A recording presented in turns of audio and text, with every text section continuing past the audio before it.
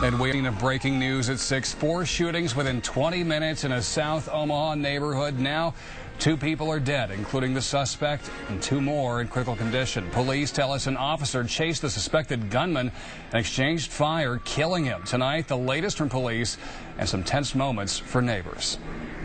You just wouldn't think something like that would happen in your neighborhood. You know, it's kind of weird. It's freaky.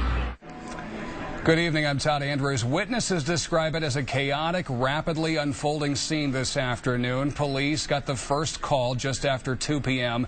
to 31st and Haskell. Shortly thereafter, more shooting calls in rapid succession. 33rd and D, then 33rd and E a couple of minutes later, and finally, G Street and Dahlman Avenue. KETV News Watch 7's Hannah Pickett is live where it ended, near G Street and Dahlman Avenue, with the very latest breaking details. Hannah? This is the last of 4 shooting scenes, all within 20 minutes, within a mile or 2 of one another. Now take a look at the scene behind me, still very active. The crime lab is on scene, and Omaha police helicopter Able 1 is flying overhead. Now so far police won't say if all 4 of these shooting scenes are connected, but let's take a look at video we shot earlier today. Police say the shooting started just after 2 p.m. when someone was shot, critically injured near 31st and Haskell.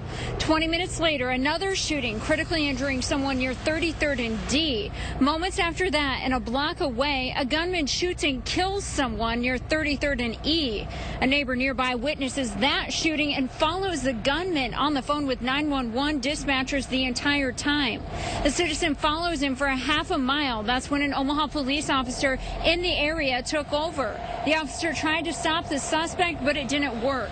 The officer and suspect then exchanged gunfire. The officer was not injured, but the suspect was. Medics performed CPR on the suspect on the way to the hospital, but he did not survive. We spoke with a man who witnessed one of the 33rd Street shootings. Here's what he had to say. All of a sudden I heard a pop, and I told my wife it sounded like a gunshot. So I ran outside and came down the porch, and I heard screaming across the street. I went across the street and seen the guy who was bleeding out of the neck and shoulder area. Looked like it bleeding pretty bad.